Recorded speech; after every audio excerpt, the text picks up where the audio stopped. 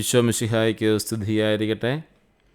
Francis മാർപ്പാപ്പായുടെ അവിടുന്ന് നമ്മെ സ്നേഹിച്ചു എന്ന ചാക്രിക ലേഖനത്തിൻ്റെ പഠന പരമ്പരയിലേക്ക് സ്വാഗതം. ഒരു നിമിഷം നമുക്ക് മൗനമായി പ്രാർത്ഥിക്കാം. ഈശോയുടെ തിരുഹൃദയത്തോട്, ഈശോയുടെ മാധുര്യമുള്ള തിരുഹൃദയമേ, എൻ്റെ സ്നേഹമായിരിക്കണമേ. ഇന്ന് 119 മുതൽ 126 വരെയുള്ള ഖണ്ഡികകളാണ് നമ്മൾ പ്രധാനമായും പഠിക്കുക. സ്നേഹത്തിൻ്റെ ഈ പുതിയ പ്രഖ്യാപനം എങ്ങനെയാണ് നമ്മുടെ വിശ്വാസ ജീവിതത്തിൽ പ്രകാശം ചൊരിയുന്നത് എന്ന് നമുക്ക് ഓരോ വാക്യത്തിലൂടെയും അല്ലെങ്കിൽ ഓരോ ഖണ്ഡികയിലൂടെയും മനസ്സിലാക്കാം. ഇതിൻ്റെ പ്രധാന ഹെഡിങ് എന്ന് പറയുന്നത് സ്നേഹത്തിൻ്റെ പുതിയ പ്രഖ്യാപനം എന്നുള്ളതാണ്.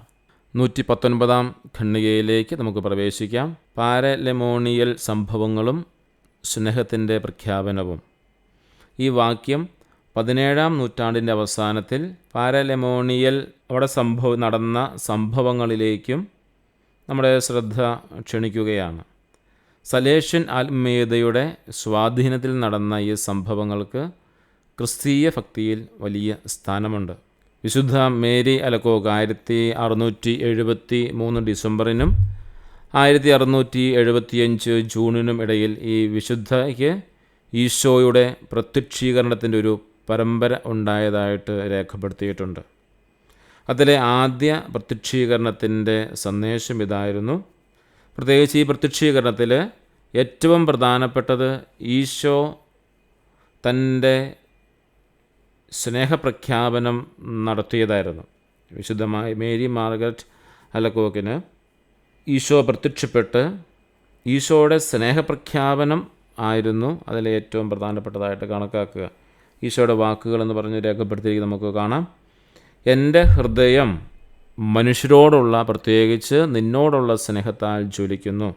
ഇത് ഈശോയുടെ അളവറ്റ സ്നേഹത്തെ ചൂണ്ടിക്കാണിക്കുകയാണ്, അല്ലെങ്കിൽ എടുത്തു കാണിക്കുകയാണ്. തീക്ഷ്ണമായ കരുണയുടെ ജ്വാലകൾ അതിൽ നിന്ന് തന്നെ ഉൾക്കൊള്ളാൻ കഴിയാത്തതിനാൽ അത് നിന്നിലൂടെ പ്രസരിക്കണം. ഇത് ഈശോയുടെ സ്നേഹം അത്ര തീവ്രമാണെന്ന് പറയുകയാണ്. അത് തന്നിൽ മാത്രം ഒതുങ്ങാതെ മറ്റുള്ളവരിലേക്ക് വിശുദ്ധ മാർഗരറ്റ് മേരിയിലൂടെ പ്രസരിക്കുവാനായിട്ട് ആഗ്രഹിക്കുകയാണ് ഈശോയുടെ ഈ സ്നേഹം. വീണ്ടും നമ്മൾ കാണുന്നു, ഇപ്പോൾ ഞാൻ നിനക്ക് വെളിപ്പെടുത്തി തന്ന ഈ അമൂല്യ നീതികളാൽ അവർ സമ്പന്നരാക്കപ്പെടും.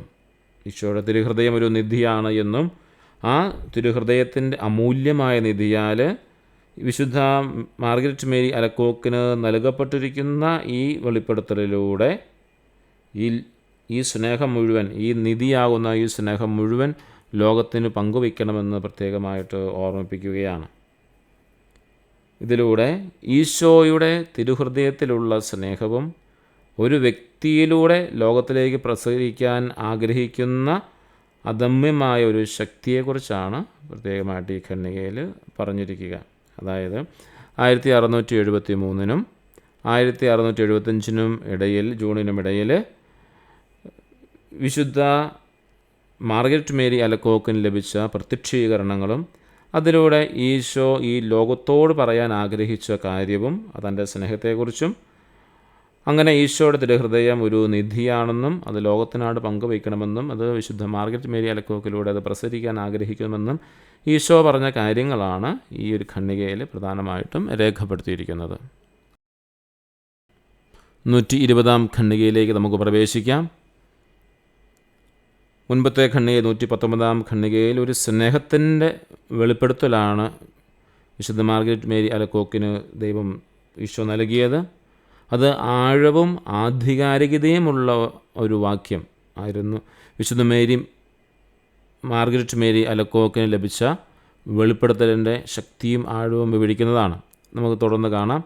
അതുവരെ എന്നിൽ നിന്നും മറച്ചു വച്ചിരുന്ന തൻ്റെ സ്നേഹത്തിൻ്റെ അതിശയങ്ങളും തൻ്റെ തിരുഹൃദയത്തിൻ്റെ വിവരണാതീതമായ രഹസ്യങ്ങളും എനിക്ക് വെളിപ്പെടുത്തിയതിനു ശേഷം ആദ്യമായി അവിടുന്ന് തുറന്നു തന്നത് ശ്രദ്ധാപൂർവവും വിവേകപൂർണവുമായ രീതിയിലും യാതൊരു സംശയത്തിന് ഇടയില്ലാത്ത വിധത്തിലുമായിരുന്നുവെന്ന് വിശുദ്ധ മാർഗരറ്റ് മേരി അലക്കോക്ക് വ്യക്തമാക്കുകയാണ്. ആഴവും ആധികാരികതയുമുള്ള രീതിയിലാണ് ഈ വലിയ ശക്തിയെക്കുറിച്ച് വിശുദ്ധ മാർഗരറ്റ് മേരി അലക്കോക്കിന് ആഴമായ രീതിയിൽ, ശക്തമായ രീതിയിൽ വെളിപ്പെടുത്തി കൊടുക്കുക. ഈ വെളിപ്പെടുത്തലിൻ്റെ ആധികാരികതയും വ്യക്തതയും ഇവിടെ ഊന്നിപ്പറയുകയാണ്. യാതൊരു സംശയത്തിനും ഇട നൽകാത്ത വിധമാണ് ഈശോ തൻ്റെ സ്നേഹരഹസ്യങ്ങൾ വിശുദ്ധയ്ക്ക് വെളിപ്പെടുത്തി കൊടുക്കുക. തുടർന്നുള്ള വെളിപ്പെടുത്തലുകളിലും സമാശ്വാസ സന്ദേശം ആവർത്തിക്കുന്നുണ്ട്. മാനവരാശിയെ സ്നേഹിക്കുന്നതിലേക്ക് അവിടുത്തെ നയിച്ച, അവിടുത്തെ അനിവർജനീയമായ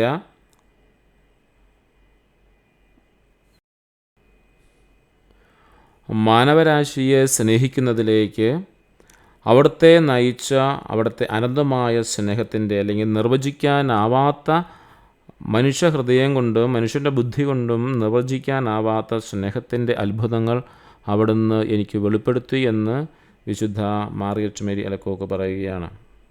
ഈശോയുടെ സ്നേഹം മനുഷ്യകുലത്തിന് മുഴുവനുമുള്ളതാണ്. അത് വിവരണാതീതമാണ്. നമ്മുടെ ബുദ്ധി കൊണ്ടോ നമ്മുടെ ഹൃദയം കൊണ്ടോ ഒന്നും വിവരിക്കാനായിട്ട് സാധിക്കില്ല. കുറച്ച് ഭാഗമൊക്കെ നമുക്ക് വിവരിച്ചെടുക്കാം എന്നുള്ളതാണ്. കാരണം അത് അത്ഭുതകരമാണ്. ഈ സന്ദേശം ആവർത്തിച്ച് നൽകിയത് അതിൻ്റെ പ്രാധാന്യം വർദ്ധിപ്പിക്കുകയാണ്. നമ്മൾ കണ്ടിരുന്നു, വളരെ ആവർത്തന ഭാവത്തോടു കൂടിയാണ് ഈ രഹസ്യങ്ങൾ വിശുദ്ധ മേരി മാർഗരറ്റ് അലക്കോക്കിന് കൊടുക്കുന്നത്.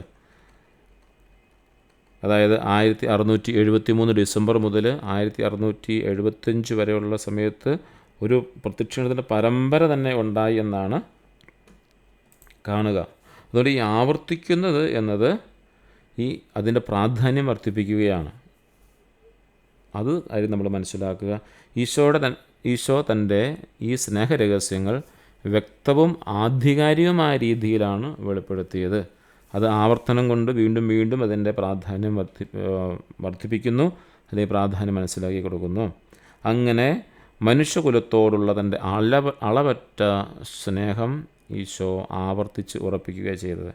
വിശുദ്ധ മാർഗരറ്റ് മേരി അലക്കോക്കിന് തൻ്റെ ഹൃദയത്തെക്കുറിച്ചുള്ള, തൻ്റെ സ്നേഹത്തെക്കുറിച്ചുള്ള വെളിപ്പെടുത്തലുകൾ പലതവണ ആവർത്തിച്ചപ്പോൾ ആ ഓരോ ആവർത്തനത്തിലും പലതവണ തൻ്റെ സ്നേഹത്തിൻ്റെ, അല്ലെങ്കിൽ നിർവചിക്കാനാവാത്ത സ്നേഹത്തിൻ്റെ അത്ഭുതങ്ങൾ വെളിപ്പെടുത്തി കൊടുത്തപ്പോൾ തൻ്റെ അളവറ്റ സ്നേഹം ആവർത്തിച്ച് ഉറപ്പിക്കുകയായിരുന്നുവെന്ന് പരിശുദ്ധ പിതാവ് ഈ ചാക്രിയ ലേഖനത്തിൻ്റെ 120-ാം ഖണ്ഡികയിലൂടെ നമ്മെ ഓർമ്മിപ്പിക്കുകയാണ്. 121-ാം ഖണ്ഡികയിലേക്ക് നമുക്ക് പ്രവേശിക്കാം. ആധികാരികമായതും കാതലായതുമായ സന്ദേശം നൽകുന്ന വിശുദ്ധ മാർഗരറ്റ് മേരി ആ വിശുദ്ധയുടെ അനുഭവങ്ങളെ എങ്ങനെ സമീപിക്കണമെന്നാണ് തുടർന്ന് വരുന്ന, പ്രത്യേകിച്ച് ഈ ഒരു ഖണ്ഡികയിൽ പ്രധാനമായിട്ടും കാണുക. വിശുദ്ധ മാർഗരറ്റ് മേരിയിലൂടെ നമുക്ക് സമ്മാനിച്ച സ്നേഹത്തിൻ്റെ ഈ ശക്തമായ തിരിച്ചറിവ് അവിടുത്തെ, അതായത്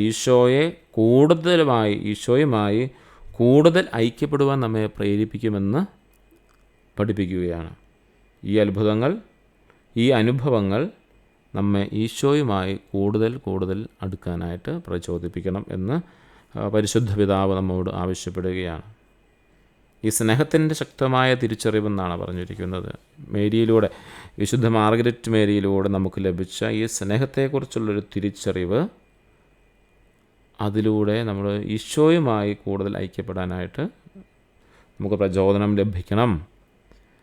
വിശുദ്ധയുടെ ആത്മീയ ജീവിതത്തിൻ്റെ എല്ലാ വിശദാംശങ്ങളും സ്വീകരിക്കാനോ അനുഗുണമാക്കാനോ നമ്മൾ ബാധ്യസ്ഥരല്ല. ഈശോയുടെ തിരുഹൃദയത്തെക്കുറിച്ച് അവൾക്ക് ബോധ്യമായ, വിശുദ്ധിക്ക് ലഭിച്ച, വിശുദ്ധിയിലൂടെ ലഭിച്ച കാര്യങ്ങൾ നമ്മൾ മനസ്സിലാക്കുകയും അങ്ങനെ ഈശോയിലേക്ക് ഐക്യപ്പെടാനായിട്ട് നമ്മൾ ശ്രദ്ധിക്കുകയും ചെയ്യണം. അല്ലാതെ ആത്മീയ അനുഭവത്തിൻ്റെ എല്ലാ വിശദാംശങ്ങളും സ്വീകരിക്കാനോ അനുഗുണമാക്കാനോ നമ്മൾ ബാധ്യസ്ഥരല്ല എന്ന് പറയുകയാണ്. ഒരു വ്യക്തിഗത വെളിപാടിൻ്റെ എല്ലാ വിശദാംശങ്ങളും ഓരോ വിശ്വാസിക്കും ബാധിക്കണമെന്നില്ല. അതാണ് ഇവിടെ പറഞ്ഞു വരുന്ന കാര്യം. ഒരിക്കൽ നമ്മൾ പറഞ്ഞിരുന്നു, മുൻ അധ്യായത്തിൽ നമ്മൾ കണ്ട കാര്യമാണ്. ഇതൊരു വ്യക്തിക്ക് കിട്ടിയ ഒരു അനുഭവം എന്ന നിലയിൽ, ഒരു വെളിപാടെന്ന നിലയിൽ ഈ ഒരു കാര്യത്തെ നമ്മൾ വചനം പോലെ, ദൈവവചനം പോലെ വിശ്വസിക്കണമെന്ന് നിർബന്ധമില്ല എന്ന് പറയുകയാണ്. പക്ഷേ ഇത് പ്രോത്സാഹിപ്പിക്കപ്പെടണം എന്നാണ് പരിശുദ്ധ പിതാവ് പറഞ്ഞത്. അതുതന്നെയാണ് അതിൻ്റെ മറ്റൊരു ഭാവമാണെന്ന് പറയുന്നത്. വിശുദ്ധ മാർഗരറ്റ് മേരിയിലൂടെ ലഭിച്ച ഈ ഒരു അനുഭവത്തെ, ഈ ഒരു ശക്തമായ തിരിച്ചറിവിനെ അത് ക്രിസ്തുവിലേക്ക് ഐക്യപ്പെടാനായിട്ട് നമ്മെ പ്രേരിപ്പിക്കണം. ഒരിക്കലും ആ വിശുദ്ധയുടെ ആത്മീയ അനുഭവത്തിൻ്റെ വിശദാംശങ്ങളെല്ലാം സ്വീകരിക്കണമെന്നോ എല്ലാം അത് നമ്മൾ സ്വന്തമാക്കണമോ എന്ന് അങ്ങനെയുള്ള കാര്യത്തിൽ നമ്മൾ ബാധ്യസ്ഥരല്ല എന്ന കാര്യം സ്നേഹത്തോടെ ഓർക്കുകയാണ്, അതായത് നമ്മൾ ഓർമ്മിപ്പിക്കുകയാണ്. കാരണം ഇതൊരു വ്യക്തിഗത വെളിപാടാണ്. വ്യക്തിയുടെ സാഹചര്യങ്ങൾ, ആശങ്കകൾ, കാഴ്ചപ്പാടുകൾ എന്നിവ ദൈവിക ഇടപെടലുകൾ കലരാനുള്ളൊരു സാധ്യതയാണ്. അതുകൊണ്ടാണ് അങ്ങനെ പറയുന്നത്. ഒരിക്കലും ആ വിശുദ്ധയുടെ പുണ്യത്തെക്കുറിച്ചുള്ളതോ അല്ലെങ്കിൽ പഠിപ്പിക്കലിനെക്കുറിച്ചുള്ളൊരു തെറ്റിദ്ധാരണ കൊണ്ടല്ല. പക്ഷെ ഇതാണ്, ആ വ്യക്തിയുടെ സാഹചര്യം, ആശങ്കകൾ, കാഴ്ചപ്പാടുകളൊക്കെ ഈ ദൈവിക വെളിപാടുകളുമായിട്ട് ഇടകലരാനുള്ളൊരു സാധ്യതയുണ്ട്. നമ്മുടെ പല സഹോദരീ സഹോദരന്മാരുടെയും നന്മകളെ നാം അംഗീകരിക്കുമ്പോൾ തന്നെ അത്തരം അനുഭവങ്ങളെ സുവിശേഷത്തിൻ്റെയും സഭയുടെ സമ്പന്നമായ ആത്മീയ പാരമ്പര്യത്തിൻ്റെയും വെളിച്ചത്തിൽ നാം വ്യാഖ്യാനിക്കണം. അങ്ങനെ വ്യാഖ്യാനിക്കാൻ കഴിയുമ്പോഴാണ് അത് നമ്മോട് ആ ഒരു ആത്മീയതയെ പ്രോത്സാഹിപ്പിക്കപ്പെടുന്നത് നല്ലതാണെന്ന് പറയുന്നത്. അതായത് സുവിശേഷത്തിൻ്റെയും സഭയുടെ സമ്പന്നമായ ആത്മീയ പാരമ്പര്യത്തിൻ്റെയും വെളിച്ചത്തിൽ വ്യാഖ്യാനിക്കുമ്പോൾ ഏതൊരു വ്യക്തിഗത വെളിപ്പാടും അത് അതിനോട് ചേർന്ന് നിൽക്കുമെന്ന് പറയുമ്പം അത് സഭ നമ്മളോട് പഠിക്കാനായിട്ടും അല്ലെങ്കിൽ എൻ്റെ ആത്മീയ നന്മവശങ്ങൾ സ്വീകരിക്കാനായിട്ടും ആവശ്യപ്പെടും. ഏതൊരു വ്യക്തിഗത വെളിപാടും സുവിശേഷത്തിൻ്റെയും സഭയുടെ പഠനങ്ങളുടെയും വെളിച്ചത്തിൽ വിലയിരുത്തപ്പെടണം എന്ന് തന്നെയാണ് പരിശുദ്ധ പിതാവ് പറയുന്നത്. ഇത് വളരെ പ്രധാനപ്പെട്ട ഒരു കാര്യമാണ്. അതായത് എന്ത് വെളിപാടുണ്ടായാലും, അതുകൊണ്ടാണ് ഇപ്പം പ്രൈവറ്റ് റെവലേഷൻസ്, വ്യക്തിപരമായ ഈ വെളിപാടുകൾ ലഭിക്കുമ്പോൾ നമ്മൾ ഓടി അങ്ങോട്ട് പോയി അതിന് മേൽ അതാണെന്ന് പറഞ്ഞുകൊണ്ട് പോകരുത് എന്ന് അറിവുള്ളവർ നമ്മെ പഠിപ്പിക്കുന്നതിൻ്റെ കാര്യം ഇതാണ്. ആ വ്യക്തിയുടെ സാഹചര്യവും ആശങ്കകളും കാഴ്ചപ്പാടുകളൊക്കെ ഉണ്ടാവാം. ഒരു കാരണവശാൽ ആ വ്യക്തിയെ നമ്മൾ മോശമായി കാണാനോ അങ്ങനെ ചിത്രീകരിക്കാനോ പാടില്ല. നമ്മൾ കാത്തിരിക്കണം. എന്തിനാണ്? ആ വ്യക്തിയുടെ വെളിപാടിനെ സുവിശേഷത്തിൻ്റെയും സഭയുടെ പഠനങ്ങളുടെയും വെളിച്ചത്തിൽ വിലയിരുത്തപ്പെടാനായിട്ട് നമ്മൾ കാത്തിരിക്കണം. അങ്ങനെ സ്നേഹത്തിൻ്റെയും വിശ്വാസത്തിൻ്റെയും അനുഭവങ്ങളിൽ പരിശുദ്ധാത്മാവിൻ്റെ ദാനങ്ങളെ നമുക്ക് തിരിച്ചറിയാനായിട്ട് സാധിക്കും. ഈ വ്യക്തിയിലൂടെ നമുക്ക് ലഭിക്കുന്ന ഈ വെളിപാടുകൾ തമ്പുരാൻ്റെ ലഭിച്ചു എന്ന് പറയുമ്പോൾ ആ ഒരു വെളിപാടിൻ്റെ ഒത്തിൽ ദൈവത്തിൻ്റെ സ്നേഹത്തിൻ്റെയും ദൈവത്തിലേക്കുള്ള വിശ്വാസത്തിൻ്റെയും അനുഭവങ്ങൾ പരിശുദ്ധാത്മാവിൻ്റെ ദാനങ്ങളെ, ആ കാര്യങ്ങളിലുള്ള പരിശുദ്ധാത്മാവിൻ്റെ ദാനങ്ങളെ കൂടി നമുക്ക് തിരിച്ചറിയാനായിട്ട് സാധിക്കും. അതായത് ശരിയായ വിലയിരുത്തലിലൂടെ പരിശുദ്ധാത്മാവിൻ്റെ ദാനങ്ങളെ തിരിച്ചറിയാനായിട്ട് സാധിക്കും. ആ വെളിപാടിൻ്റെ ഉള്ളിലുള്ള പരിശുദ്ധാത്മാവിൻ്റെ ദാനങ്ങളെ നമുക്ക് തിരിച്ചറിയാനായിട്ട് സാധിക്കും. അങ്ങനെ ഏതൊരു വ്യക്തിഗത വിശദാംശങ്ങളെക്കാളും പ്രധാനപ്പെട്ടതാണ് നമുക്ക് കൈമാറ്റം ചെയ്യപ്പെട്ട ഈ സന്ദേശത്തിൻ്റെ കാതൽ. ഒത്തിരി വ്യക്തിഗത വിശദാംശങ്ങളും അങ്ങനെയുള്ള കാര്യങ്ങളൊക്കെ പ്രധാനപ്പെട്ടതാണ്. പക്ഷേ ഈശോയുടെ തിരുഹൃദയത്തെക്കുറിച്ച് വിശുദ്ധ മാർഗരറ്റ് മേരി അലക്കോക്ക് ലഭിച്ചിരിക്കുന്ന ഈ ഒരു കൈമാറ്റം ചെയ്യപ്പെട്ട ഈ സന്ദേശത്തിൻ്റെ കാതലെന്ന് പറയുന്നത് ഏതൊരു വ്യക്തിഗത വിശദാംശങ്ങളെക്കാളൊക്കെ പ്രധാനപ്പെട്ടതാണ്. അത് സന്ദേശത്തിൻ്റെ കാതലായ അർത്ഥമാണ് ഏറ്റവും പ്രധാനപ്പെട്ടത്, അല്ലാതെ അതിൻ്റെ വ്യക്തിഗത വിശദാംശങ്ങളല്ല. ഒരു വ്യക്തിഗത വിശദാംശത്തെക്കാളും ഏറ്റവും പ്രധാനപ്പെട്ടത് അതിലൂടെ കൈമാറുന്ന ഒരു സന്ദേശമുണ്ട്, ഒരു കാതലുണ്ട്. ഇവിടെ ഈശോയുടെ തിരുഹൃദയത്തെക്കുറിച്ചാണ് പറയുന്നത് എങ്കിലും കൈമാറ്റപ്പെടുന്ന ഒരു വ്യക്തിഗത വിശദാംശം എന്ന് പറയുന്നത് ഈശോയുടെ തിരുഹൃദയമാണ് എങ്കിൽ പോലും സ്നേഹമാണ്. അതിലൂടെ കൈമാറ്റം ചെയ്യപ്പെടുന്ന സന്ദേശത്തിൻ്റെ കാതലെന്ന് പറയുന്നത് ഈശോ ഈ മനുഷ്യകുലത്തെ എത്രമാത്രം സ്നേഹിച്ചിരുന്നു എന്നുള്ളതാണ്.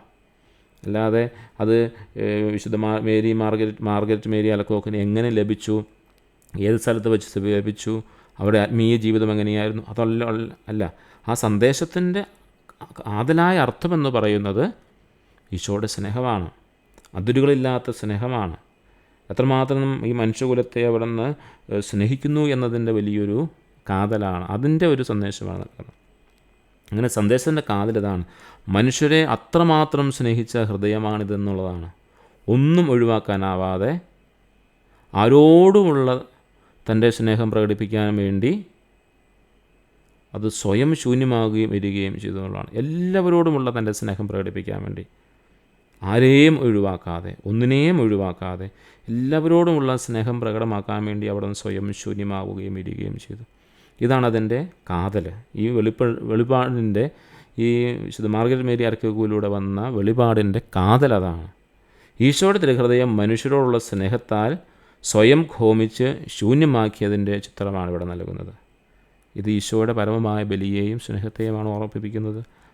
അതുകൊണ്ട് ഈ വ്യക്തിഗത വെളിപാട് സഭ അംഗീകരിക്കുകയാണ്, എന്നിട്ട് പ്രോത്സാഹിപ്പിക്കുകയാണ്. വ്യക്തിഗത വെളിപാടുകളെ സുവിശേഷത്തിൻ്റെയും സഭയുടെ പാരമ്പര്യത്തിൻ്റെയും വെളിച്ചത്തിൽ വ്യാഖ്യാനിച്ച് അതിൻ്റെ കാതലായ സന്ദേശം ഉൾക്കൊള്ളാൻ നമ്മൾ പഠിക്കണം എന്ന കാര്യം കൂടി ഈ ഒരു അനുഭവം അല്ലെങ്കിൽ ഈ സന്ദേശം എടുത്തു വെച്ചുകൊണ്ട് പരിശുദ്ധ പിതാവ് നമ്മോട് പറയുകയാണ്. വ്യക്തിഗത വെളിപാടുകളെല്ലാം സുവിശേഷത്തിൻ്റെയും സഭയുടെ പാരമ്പര്യത്തിൻ്റെയും വെളിച്ചത്തിൽ വ്യാഖ്യാനിക്കണം, അതിൻ്റെ കാതലായ സന്ദേശം നമ്മൾ ഉൾക്കൊള്ളണം, അത് ഏതു വ്യക്തിയിലൂടെയാണേലും. അങ്ങനെ ആ കാതലായ അങ്ങനെ ഒരു കിട്ടിയ സന്ദേശം ഈശോയുടെ തിരുഹൃദയത്തെക്കുറിച്ചാണ്. അത് മനുഷ്യരോടുള്ള അളവറ്റ സ്നേഹത്താൽ സ്വയം ഹോമിച്ച ഹൃദയത്തെക്കുറിച്ചാണ്. ഈ കാര്യമാണ് 121 ഖണ്ഡികയിലൂടെ പരിശുദ്ധ പിതാവ് നമ്മോട് പറഞ്ഞ് പഠിപ്പിക്കുന്നത്. 122 ഖണ്ഡികയിലേക്ക് നമുക്ക് പ്രവേശിക്കാം. തിരുഹൃദയവുമായുള്ള ഐക്യം, അതായത് ഒരു പൂർണ്ണ ആശ്രയവും പരിവർത്തനവും നമ്മുടെ ജീവിതത്തിൽ ഉണ്ടാകാനായിട്ട് ഈശോയുടെ തിരുഹൃദയവുമായുള്ള ഒരു ബന്ധത്തിൽ നമ്മളിൽ പൂർണ്ണമായ ആശ്രയം, ഈശോയുടെ തിരുഹൃദയത്തോടുള്ള പൂർണ്ണമായ ആശ്രയവും അതുവഴിയായിട്ടൊരു പൂർണ്ണമായ ഐക്യവും, അങ്ങനെ നമ്മളിലുള്ളൊരു പരിവർത്തനവും ആ ഒരു കാര്യത്തിലേക്ക് ഈശോ നമ്മെ ക്ഷണിക്കുന്നു എന്നാണ് പരിശുദ്ധ പിതാവ് ഈ ഖണ്ഡികയിലൂടെ നമ്മോട് പറയാനായിട്ട് പോവുക. ക്രിസ്തു പൂർണ്ണമായും ഉറപ്പുള്ളതുമായ ആ വലിയ സ്നേഹം നമുക്ക് നൽകുകയാണ്. അങ്ങനെ ക്രിസ്തുവുമായി പൂർണ്ണവും ഉറപ്പായതുമായ ഒരു ഐക്യം നേടുന്നതുവരെ അവൻ്റെ സ്നേഹത്തിൽ പൂർണ്ണ ആശ്രയം വച്ച് അവനുമായുള്ള നമ്മുടെ സമാഗമത്തിൽ വളരാൻ ഈ പ്രത്യക്ഷീകരണം നമ്മെ ക്ഷണിക്കുന്നുവെന്നാണ് പറയുക. വളരെ എളുപ്പമാണ്. ക്രിസ്തു തൻ്റെ പൂർണ്ണവും ഉറപ്പുള്ളതുമായ ഐക്യത്തിലെത്തുന്നവരെ, അതായത് ഈശോയുടെ ഹൃദയത്തോട് അല്ലെങ്കിൽ ഈശോയോട് ചേർന്നിരിക്കുന്നതാണ് പൂർണ്ണമായ ഐക്യം. അത് ഉറപ്പുള്ള ഐക്യമാണ്. മറ്റുള്ള ഐക്യങ്ങളും ഈ ചേർന്നിരിക്കുന്നതൊക്കെ പൂർണ്ണതയില്ലാത്തതാണ്, അപൂർണങ്ങളാണ്. അപ്പോൾ ഈശോയോട് ചേർന്നിരിക്കുന്ന അതാണ് പൂർണ്ണമായതും ഉറപ്പുള്ളതുമായ ഐക്യമെന്ന് പറയുന്നത്. ആ ഒരു സ്നേഹത്തിൽ ആശ്രയം വെച്ച് ആ ഈശോയുമായുള്ള ഹൃദയവുമായിട്ടുള്ള ഐക്യം നേടുന്നതുവരെ ഈശോയുടെ സ്നേഹത്തിൽ പൂർണ്ണമായി ആശ്രയിച്ച് ഈശോയുമായുള്ള ഐക്യത്തിൽ വളരാൻ, ആ സമാഗമത്തിലേക്ക് വളരാൻ നമ്മെ ക്ഷണിക്കുകയാണ് ഏത് വിശുദ്ധ മാർഗരറ്റ് മേരി അലക്കോക്കിൽ നൽകിയ പ്രത്യക്ഷീകരണത്തിലൂടെ. അതാണ് പരിശുദ്ധ പിതാവ് വളരെ വ്യക്തമായിട്ട് പറയുക. ഈ ഒരു പ്രത്യക്ഷീകരണം അല്ലെങ്കിൽ ആ വെളിപാടിൻ്റെ ലക്ഷ്യമെന്തായിരുന്നു എന്ന് ചോദിച്ചാൽ വീണ്ടും ആവർത്തിച്ച് പറയുന്നു. അതാണ് എൻ്റെ സത്ത, അതിൻ്റെ കാതൽ, അത് മനസ്സിലാക്കണം.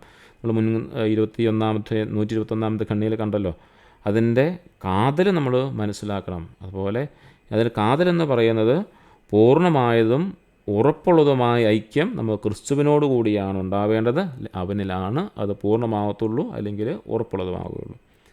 അതുകൊണ്ട് ആയതിനാൽ ആ ഐക്യം നേടുന്നത്, പൂർണ്ണവും ഉറപ്പുള്ളതുമായ ഐക്യം നേടുന്നതുവരെ ഈശോയുടെ സ്നേഹത്തിൽ ആശ്രയം വച്ച് ആ ഐക്യത്തിലേക്ക് എത്തുവാനായിട്ട് ഈ പ്രത്യക്ഷീകരണം നമ്മെ ക്ഷണിക്കുകയാണ്, വിളിക്കുകയാണ്.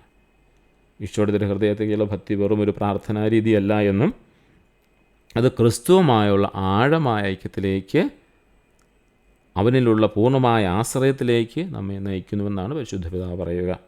ഈശോയുടെ തിരുഹൃദയം ഏതെങ്കിലും വിധത്തിൽ നമ്മുടെ ഹൃദയത്തിന് പകരമാകണം എന്നുള്ളതാണ്.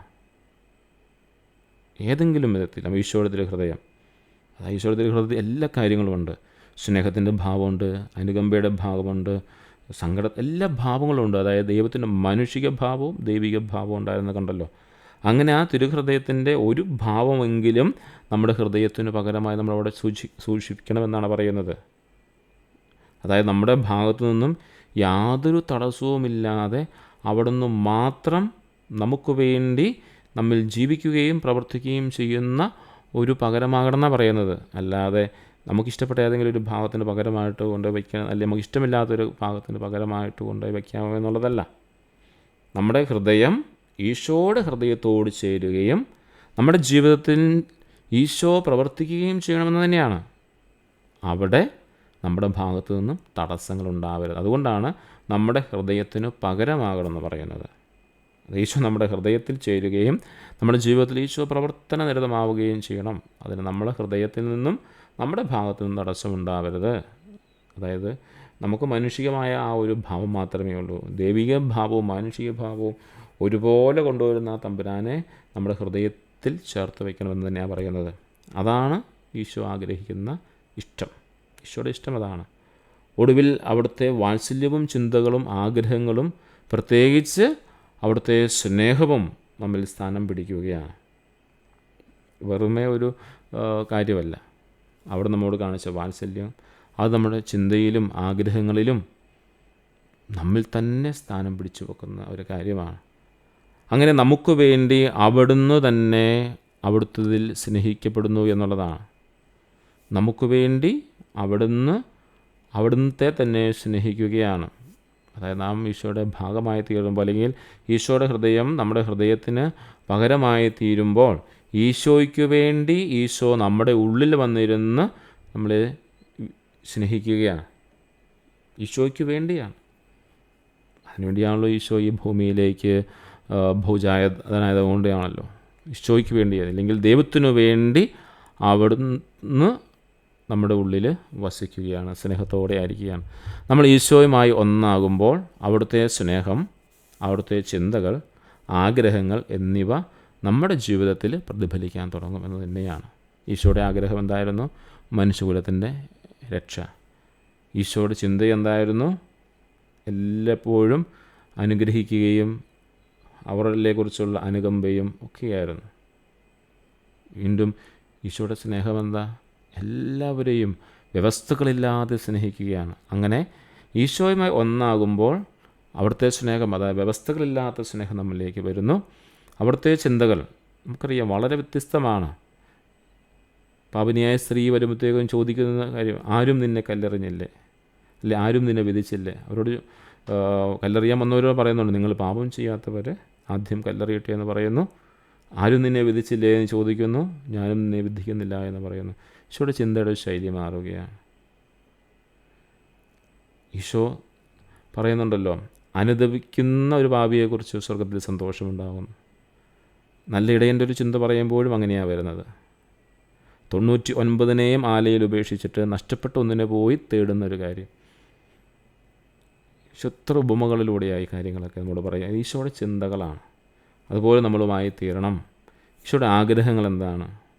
മനുഷ്യകുലത്തിൻ്റെ എനിക്കൊരു മാമോദീസ മുങ്ങുവാനുണ്ട്, അത് പൂർത്തിയാകുന്നത് വരെ ഞാൻ അസ്വസ്ഥനാകുന്നു. അതാണ് ഈശോയുടെ ആഗ്രഹം. ആ മാമോദീസ എന്ന് പറഞ്ഞാൽ മനുഷ്യകുലത്തിന് വേണ്ടി ബലിയായി തീരുക എന്നുള്ളതാണ്. അങ്ങനെ പിതാവുമായി നമ്മെ രഞ്ജിപ്പിക്കുക, അനുരഞ്ജനത്തിലേക്ക് കൊണ്ടുവരിക, അങ്ങനെ നഷ്ടപ്പെട്ടു പോയ പറുദീസ നമുക്ക് തിരികെ നൽകുക.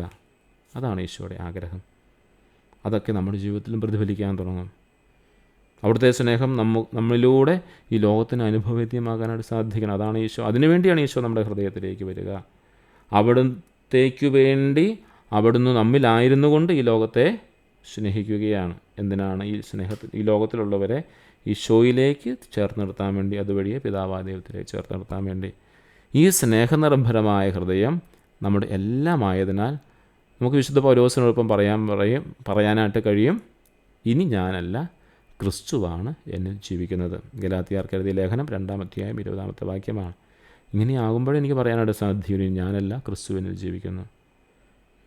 തിരുഹൃദയഭക്തിയുടെ ആത്യന്തിക ലക്ഷ്യം അതുതന്നെയാണ്. നമ്മിൽ ക്രിസ്തു ജീവിക്കുകയും ക്രിസ്തു നമ്മിൽ ജീവിക്കുകയും ചെയ്യുന്ന ഒരവസ്ഥ. നമ്മൾ ക്രിസ്തുവിലും ജീവിക്കണം, ക്രിസ്തു നമ്മിലും ജീവിക്കുന്ന അവസ്ഥ. ഗലാത്യർ 2:20. ഇനി ഞാനല്ല, ക്രിസ്തു എന്നിൽ ജീവിക്കുന്നു. ഈശോയുടെ തിരുഹൃദയത്തോടുള്ള ഭക്തി നമ്മെ ക്രിസ്തുവായി പൂർണ്ണമായി ഐക്യപ്പെടുവാനും അവിടുത്തെ സ്നേഹം നമ്മിലൂടെ പ്രകാശിക്കാനും ഞാനല്ല, ക്രിസ്തു എന്നിൽ ജീവിക്കുന്നു എന്ന് പറയുന്ന ഒരു അവസ്ഥയിലേക്ക് എത്തുവാനും നമ്മെ സഹായിക്കുന്നുവെന്ന് വളരെ ചുരുക്കത്തിൽ ഈ ഖണ്ഡികയിലൂടെ നമുക്ക് മനസ്സിലാക്കാനായിട്ട് സാധിക്കും.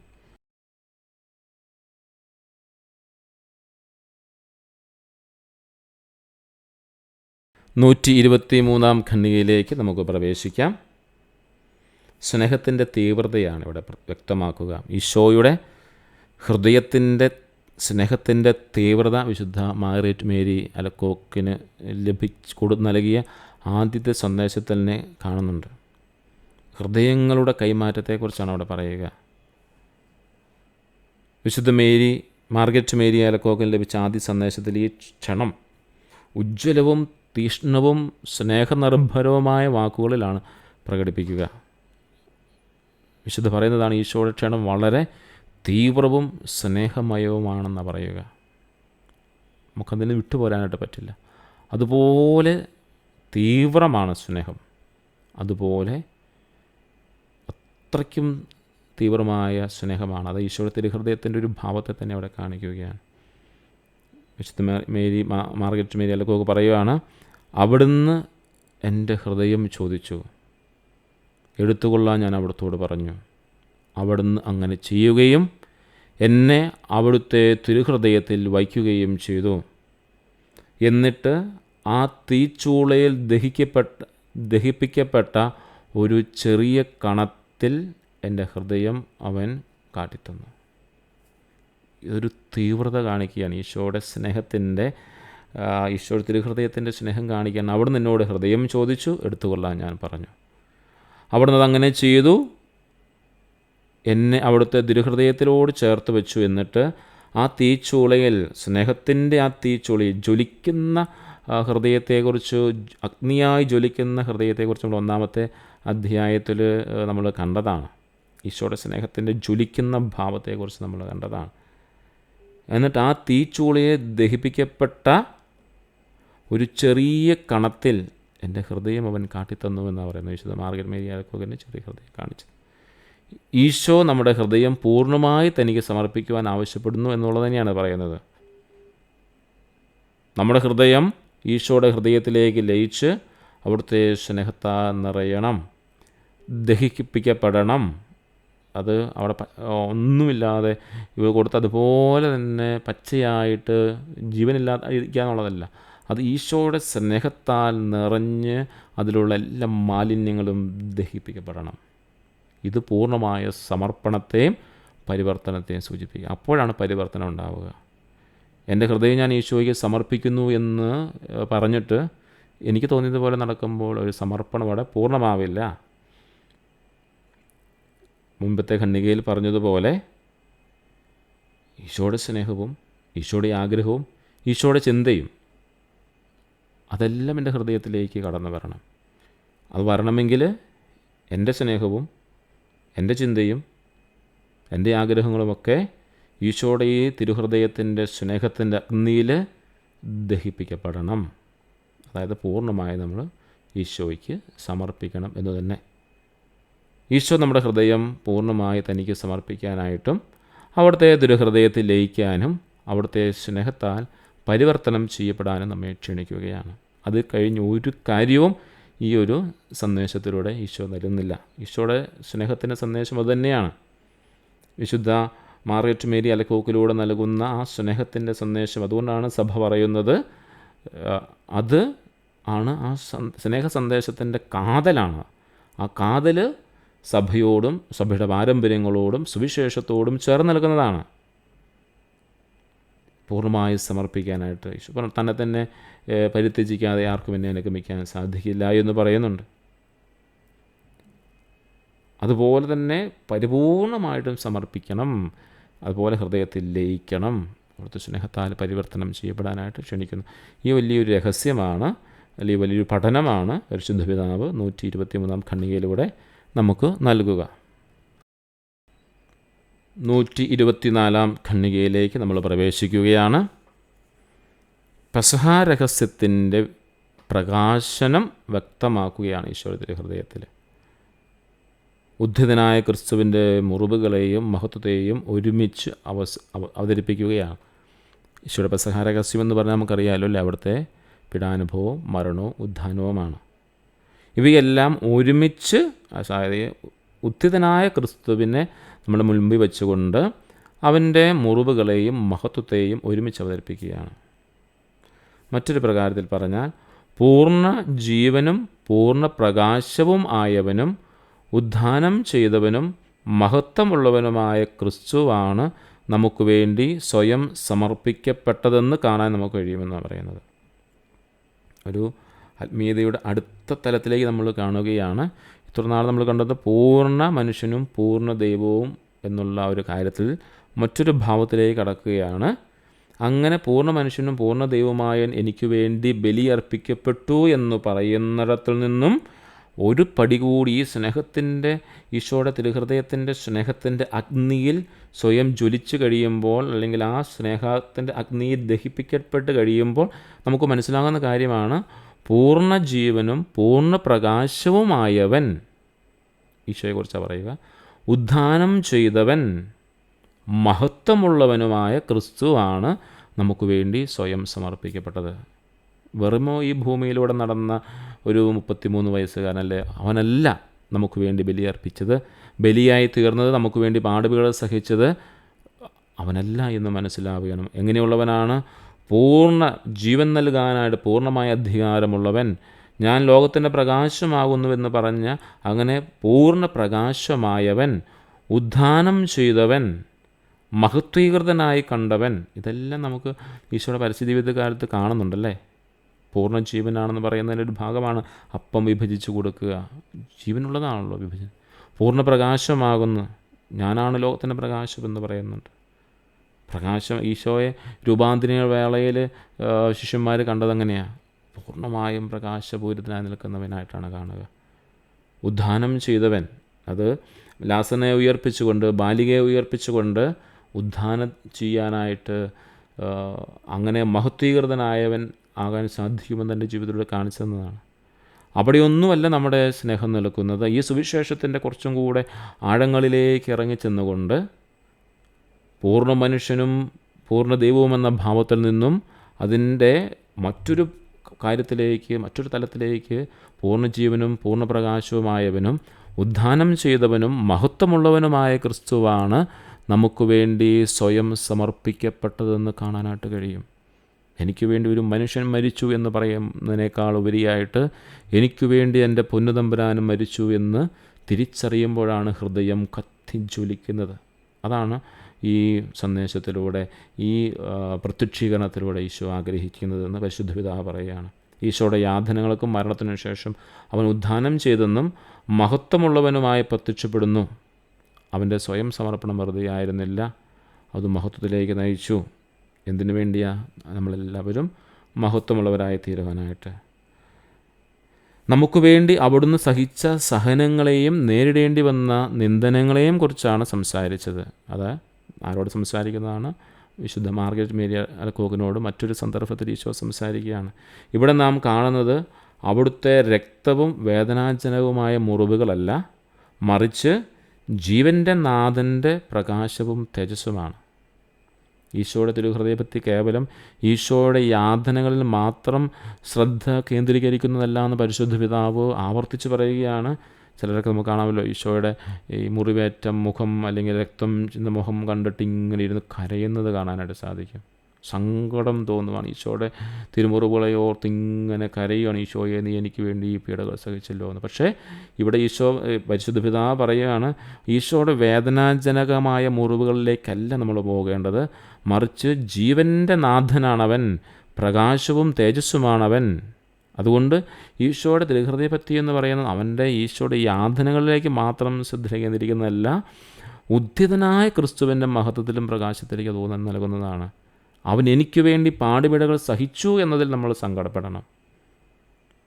അത് എൻ്റെ ഹൃദയ പരിവർത്തനത്തിലേക്ക് എന്നെ കൊണ്ടുപോകുന്ന സങ്കടമായിരിക്കും. അല്ലെങ്കിൽ ഈശോയുടെ മുഖത്തെ രക്തവും തിരുവിലാവിലെ മുറിവുകളൊക്കെ കാണുമ്പോൾ ഉണ്ടാകുന്ന ഒരു ഇമോഷണലായിട്ടുള്ള, ഒരു വികാരപരമായിട്ടുള്ള ഭക്തിയല്ല ഇവിടെ പരിശുദ്ധ പിതാവ് ആഗ്രഹിക്കുന്നു. മറിച്ച് ഈശോയുടെ തിരുഹൃദയപറ്റി എന്ന് പറയുന്നത് ഈശോയുടെ യാതനകളിലേക്ക് വികാരപരമായ ഒരു സ്നേഹമല്ല, വികാരപരമായ ഒരു ശ്രദ്ധ കേന്ദ്രീകരിക്കല്ല, മറിച്ച്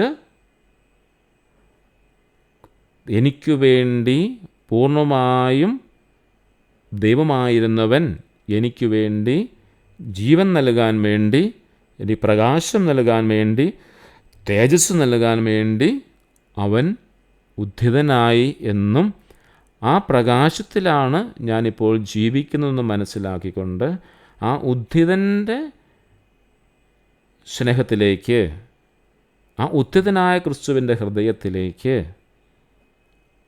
നമ്മൾ ചേർന്നിരിക്കണം. ആ ചേർന്നിരിപ്പിലാണ് എന്ത് സംഭവിക്കുക? നമ്മുടെ ഹൃദയത്തിൻ്റെ പരിവർത്തനം സംഭവിക്കുക. ഇല്ലെങ്കിൽ ഇപ്പോഴും നമ്മൾ കുരിശിൻ്റെ വഴി മാത്രമാവും നമ്മുടെ ഏക അഭയം. കുരിശിൻ്റെ വഴി ചൊല്ലുമ്പം ഭയങ്കര ഇമോഷണലി നമ്മൾ കണ്ണു നിറയുന്നു, സങ്കടം. ചെല്ലരുതെന്നും അല്ലെങ്കിൽ കുരിശിൻ്റെ വഴിയെ മോശമാക്കി പറയുകയല്ല ചെയ്യുന്നത്. അങ്ങനെ ഇമോഷണലായിട്ട് നമ്മൾ പോകുന്നതിനെക്കുറിച്ചല്ല ഇവിടെ പറയുന്നത്. വൈകാരികമായ ഈശോയുടെ യാതനകളിലേക്കുള്ള ഒരു കേന്ദ്രീകരിക്കലല്ല, മറിച്ച് ഉദ്ധിതനായ ക്രിസ്തുവിലേക്ക് നമ്മൾ ചെല്ലുമ്പോഴാണ് നമുക്ക് ആത്മീയമായിട്ട് വളരാനായിട്ട് സാധിക്കുക, ഹൃദയ പരിവർത്തനം നമുക്കുണ്ടാവുക. അങ്ങനെ ഒരു കാര്യം നമുക്ക് മനസ്സിലാക്കണം, പൂർണ്ണ ദൈവമായിരുന്നവൻ എനിക്ക് വേണ്ടി, അപ്പോൾ എനിക്ക് എത്രമാത്രം വില തമ്പുരാൻ നൽകിയിട്ടുണ്ട്. ആ വില നമ്മൾ തിരിച്ചറിയണം. ആ വില തിരിച്ചറിയുമ്പോഴാണ് ചങ്കു പൊട്ടുന്ന, അല്ലെങ്കിൽ ചങ്കാണിൻ്റെ ഈശോ എന്നൊക്കെ പറയുന്നത് പോലെ എനിക്ക് വേണ്ടി ഈശോയുടെ തിരുഹൃദയത്തിൽ ഞാൻ ദഹിപ്പിക്കപ്പെടാനായിട്ട് വിട്ടുകൊടുക്കുക. 121 കണ്ണീര് പറഞ്ഞ കാര്യം ചെയ്യാനായിട്ട് സാധിക്കുന്ന അപ്പോഴാണ്. പീഡാനുഭവത്തിൻ്റെ മുറിവുകൾ ഇനിയും മാഞ്ഞിട്ടില്ല എന്ന് നമ്മൾ കാണുന്നുണ്ട്. എന്നാലിപ്പോൾ രൂപാന്തരപ്പെട്ടിരിക്കുകയാണ്. ഈ ഉദ്ധിതനായ ഈശോയുടെ തിരിച്ചറിയാനുള്ള മാർഗമെന്ന് പറയുന്നത് അവൻ്റെ തിരുമുറിവുകൾ തന്നെയാണ്. തോമസ് ലഹിയായി കാണിച്ചു കൊടുക്കുന്നുണ്ടല്ലോ. ഉദ്ധിതനാണ് എന്ന് പറയുമ്പോൾ, ഉദ്ധിതനൻ ഞങ്ങളുടെ അടുത്ത് വന്നു എന്ന് മറ്റു ശിഷ്യന്മാർ പറയുമ്പോൾ പറയുന്ന കാര്യം ഇതാണ്: അവൻ്റെ മുറിവുകൾ കാണാതെ ഞാൻ വിശ്വസിക്കില്ല എന്നാണ് പറയുന്നത്. അതുപോലെ തന്നെയാണ് പീഡാനുഭവത്തിൻ്റെ മുറിവുകൾ ഉദ്ധിതനിലുണ്ട്. പക്ഷെ ആ മുറിവിന് രൂപാന്തരം സംഭവിച്ചിട്ടുണ്ട്. പെസഹാ രഹസ്യം എന്ന് പറയുന്നത് അതിൻ്റെ എല്ലാ മഹത്വത്തോടും കൂടി നമ്മൾ കാണുകയാണ്. എല്ലാ പെസഹാ രഹസ്യത്തിൻ്റെ പൂർണ്ണ മഹത്വത്തോടെ മുറിവുണ്ട്, പക്ഷേ ആ മുറിവുകൾ മാഞ്ഞിട്ടില്ല. പക്ഷെ അത് രൂപാന്തരീകരിക്കപ്പെട്ട മുറിവുകളാണ്. ഈശോയുടെ പീഡാനുഭവത്തിൻ്റെ മുറിവുകളൊന്നും മാഞ്ഞിട്ടില്ല. അവൻ്റെ തിരുഹൃദയത്തിലും അതിൻ്റെ തിരുവിലാവിലും കൈകളിലും കാലുകളിലും എല്ലാം ഈ അണിനിറയ്ക്കപ്പെട്ട പാടുകളുണ്ട്. പക്ഷേ അവ ഇപ്പോൾ രൂപാന്തരപ്പെട്ടിരിക്കുന്നു.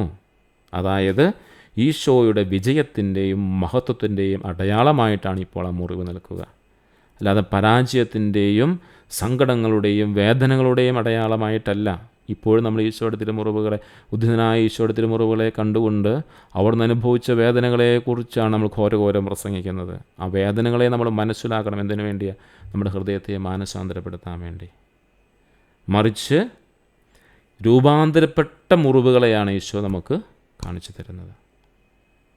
ആ മുറിവുകളിലൂടെയാണ് നാം അവൻ്റെ സ്നേഹം മനസ്സിലാക്കുന്നത്. ഈ പെസഹാ രഹസ്യത്തെ, ഈശോയുടെ മരണവും ഉത്ഥാനവും എന്ന ഈ പെസഹാ രഹസ്യത്തെ അതിൻ്റെ പൂർണ്ണ മഹത്വത്തിൽ വെളിപ്പെടുത്തുകയാണ് ഇവിടെ ചെയ്യുക. ആകെ പ്രിയ സഹോദരങ്ങൾ, ഇതിനോട് ചേർത്ത് വെച്ചുകൂടെ ഞാൻ പറഞ്ഞുകൊള്ളട്ടെ, നമ്മുടെ ജീവിതത്തിലും മുറിവുകളുണ്ട്. അത് ഈശോയുടെ തിരുഹൃദയത്തോട് ചേർന്നിരിക്കുമ്പോൾ ആ മുറിവുകൾ ഒരിക്കലും മായപ്പെടുകയില്ല എന്നുള്ളത് 100% നമ്മുടെ ഏതു വിധത്തിൽ ലഭിച്ച മുറിവുകളാണോ ആ മുറിവുകൾ ഒരിക്കലും മായില്ല എന്ന് തന്നെ. നീ ക്രിസ്ത്യാനിയാണോ, നിൻ്റെ ജീവിതത്തിൽ മുറിവുകളുണ്ടാകുമെന്നും ആ മുറിവുകളും മായുകയില്ല എന്ന് വളരെ വ്യക്തമായിട്ട് ഈ ചാക്രിയ ലേഖനത്തിലൂടെ പരിശുദ്ധ പിതാവ് പറയാതെ നമ്മളെ പറഞ്ഞ് പഠിപ്പിക്കുന്നുണ്ട് ആത്മീയവശമായിട്ട്. പക്ഷേ ആ മുറിവുകളെ രൂപാന്തരപ്പെട്ട മുറിവുകളാക്കി മാറ്റിയെടുക്കാനായിട്ട് നമുക്ക് സാധിക്കണം. ഈശോ തൻ്റെ മുറിവുകളെ രൂപാന്തരിക്കപ്പെട്ടതായി മാറ്റിയെടുത്തത് തൻ്റെ മരണത്തിലൂടെയും ഉത്ഥാനത്തിലൂടെയുമാണ്. അങ്ങനെ നമ്മളും നമ്മുടെ പാപത്തിലോ മരിച്ചുകൊണ്ട്, കുമ്പസാരം എന്ന കൂദാശയിലൂടെ പാപത്തിൽ മരിച്ചുകൊണ്ട് അടുത്ത പോയിന്റിലേക്ക് വരാൻ പോവുകയാണ്. പരിശുദ്ധ കുർബാനയിലൂടെ നമ്മൾ നമ്മുടെ ഈ മുറിവുകളെ രൂപാന്തരപ്പെടുത്തിയെടുക്കണം. അതിനുവേണ്ടിയാണ് ഈശോയുടെ തിരുഹൃദയത്തിൻ്റെ ഈ വെളിപാട് വിശുദ്ധ മാർഗരറ്റ് മേരി അലക്കോക്കിലൂടെ തമ്പുരാൻ ലോകത്തിലേക്ക് നൽകുന്നത്. വീണ്ടും ഒരിക്കൽ പരിശുദ്ധ കുർബാന എഴുന്നള്ളിച്ച് വെച്ച സമയത്ത് ആ കൂദാശയിൽ തൻ്റെ മഹിമ പ്രതാപത്തോടു കൂടി ഈശോ പ്രത്യക്ഷപ്പെട്ടുകൊണ്ട് വിശുദ്ധിക്ക് പ്രത്യക്ഷപ്പെടുകയാണ്. അവിടുത്തെ ഹൃദയത്തിലുള്ള 5 മുറിവുകൾ അനേകം സൂര്യകിരണങ്ങൾ പ്രകാശിക്കുന്ന പോലെ തിളങ്ങിയെന്നാണ് പറയുക. അത് ജ്വലിക്കുന്ന തീച്ചൂള പോലെയാണ് കണ്ടപ്പെട്ടത്. നന്ദികേടും നിസ്സഹരണവും മാത്രമേ ലഭിച്ചുവെങ്കിലും അവിടുത്തെ ശുദ്ധമായ സ്നേഹത്തിൻ്റെ വിവരണാതീതമായ അത്ഭുതങ്ങൾ ഞാൻ അപ്പോൾ കണ്ടെത്തിയെന്ന വിശുദ്ധ പറയുക. ഈ ഭാഗം ഈശോയുടെ തിരുഹൃദയം എത്രമാത്രം സ്നേഹം നിറഞ്ഞതാണെന്ന് വ്യക്തമാക്കുകയാണ്. അതായത് ഈശോയുടെ 5 തിരുമുറിവുകൾ കാണിച്ചുകൊണ്ട് മനുഷ്യരുടെ നന്ദികേടിനും നിസ്സഹകാരണത്തിന് മറുപടിയായി ഈശോ തൻ്റെ ശുദ്ധമായ സ്നേഹം പ്രകടിപ്പിക്കുകയാണ്. ഇതൊരു വലിയ വേദനയുണ്ടാകും. ഇതാണ് നമ്മളെ ഈശോയുടെ തിരുഹൃദയത്തിലേക്ക് ചേർത്ത് നിർത്തുന്നതും നമ്മളെ മാനസാന്തരപ്പെടുത്തുന്നതും രൂപാന്തരപ്പെടുത്തുന്നതും. ഈ മുറിവുകളിൽ പ്രകാശിക്കുന്ന സൂര്യകിരണങ്ങളെ പോലെ തിളങ്ങുന്നത് യാതനകളിൽ പോലും, ആ യാതനകൾ പോലും മഹത്വത്തിന് കാരണമാകുന്നു എന്നതിൻ്റെ അടയാളമാണ്. ഈശോയുടെ മുറിവുകളിൽ പ്രകാശിച്ച് കാണുന്ന ആ സൂര്യകിരണങ്ങൾ അത് യാതനകളെ മഹത്വത്തിന് കാരണമാക്കുന്നു എന്ന് തന്നെയാണ്. അതായത് ഇന്നത്തെ കാലത്തിൽ ഓരോ ക്രൈസ്തവനോടും പറയുന്നൊരു കാര്യം ഇതാണ്: തൻ്റെ മുറിവുകൾ പോലെ മുറിവുകൾ നിൻ്റെ ജീവിതത്തിലുണ്ടാകുമെന്നും ആ മുറിവുകളെ രൂപാന്തരപ്പെടുത്തണമെന്നും മഹത്വത്തിലേക്ക് കൊണ്ടുപോകാനുള്ള ഒരു സാധ്യത അവിടെ ഒളിച്ചു വെച്ചിട്ടുണ്ടെന്ന് നമുക്ക് അറിയുകയാണ്. പലപ്പോഴും ആ മുറിവുകളെ ഓർത്ത് നമ്മൾ വിലപിക്കുകയാണ് ചെയ്യുക. മഹത്വീകരിക്കാനായിട്ട്, രൂപാന്തരീകരിക്കാൻ നമ്മൾ തയ്യാറാകില്ല. അങ്ങനെ ഈശോയുടെ തിരുഹൃദയഭക്തി ഉത്തിതനായ ക്രിസ്തുവിൻ്റെ മുറിവുകളിലൂടെ വെളിപ്പെടുത്തുന്ന മഹത്വത്തെയും മാനവകുലത്തോടുള്ള അവിടുത്തെ അളവറ്റ സ്നേഹത്തെയും എടുത്തു കാണിക്കുകയാണ്. ഈ പെസഹ രഹസ്യത്തിൻ്റെ പൂർണ്ണമായ പ്രകാശനമാണ് നമ്മളിവിടെ കാണുക. അതാണ് ഈ 124 ഖണ്ഡികയിലൂടെ പരിശുദ്ധ പിതാവ് നമ്മോട് പറയുക. നമ്മുടെ ഇന്നത്തെ ക്ലാസ് ഇവിടെ സമാപിക്കാൻ പോവുകയാണ്. ഇന്ന് പഠിച്ച കാര്യങ്ങൾ മുഴുവൻ ഒരു ചുരുക്കത്തിൽ പറഞ്ഞാൽ, ഫ്രാൻസിസ് മാർപ്പാപ്പ ഈശോയുടെ തിരുഹൃദയത്തോടുള്ള ഭക്തിയുടെ ആഴവും പ്രാധാന്യവും നമ്മെ ഓർമ്മിപ്പിക്കുകയായിരുന്നു. ഇതൊരു കേവലം ഒരു ഭക്തിയല്ല എന്നും, മറിച്ച് ക്രിസ്തുവിൻ്റെ അളവറ്റ സ്നേഹത്തിൽ ലയിക്കാനും ആ സ്നേഹം നമ്മിലൂടെ ലോകത്തിന് പങ്കുവയ്ക്കുവാനും നമ്മെ ക്ഷണിക്കുന്ന ഒരു ജീവിത രീതിയാണ് എന്ന് പരിശുദ്ധ പിതാവ് നമ്മെ പഠിപ്പിക്കുന്നു. ഇനി ഞാനല്ല, ക്രിസ്തു എന്നിൽ ജീവിക്കുന്നു എന്ന് പറയാൻ തക്ക വിധത്തിലുള്ള അവസ്ഥയിലേക്ക് വളരാൻ ഈ തിരുഹൃദയഭക്തി നമ്മെ സഹായിക്കണം എന്ന് ഈശോയുടെ ആ തിരുഹൃദയത്തോട് ചേർന്നിരുന്നു കൊണ്ട് പരിശുദ്ധ പിതാവ് നമ്മെ പഠിപ്പിക്കുന്ന കാര്യങ്ങളാണ് ഇതിലൂടെ മുഴുവൻ നമ്മൾ കണ്ടത്. അവിടെ വിശുദ്ധ മാർഗരറ്റ് മേരി അലക്കോക്കിലൂടെ ലഭിച്ചിരിക്കുന്ന, അവൾക്ക് ലഭിച്ച, വിശുദ്ധി ലഭിച്ച പ്രത്യക്ഷീകരണങ്ങളും അതുമായി ബന്ധപ്പെട്ട് ആ വാക്കുകളും അതിൻ്റെ എക്സ്പ്ലനേഷൻസും എല്ലാമാണ് പരിശുദ്ധ പിതാവ് ഇന്നത്തെ ദിവസത്തിലൂടെ ഈ 124 വരെയുള്ള ഖണ്ഡികയിലൂടെ നമുക്ക് നൽകിയത്. നമുക്കൊരു നിമിഷം പ്രാർത്ഥിക്കാം. ഈശോയുടെ മാധുര്യമുള്ള തിരുഹൃദയമേ, ഞങ്ങളുടെ സ്നേഹമായിരിക്കണമേ.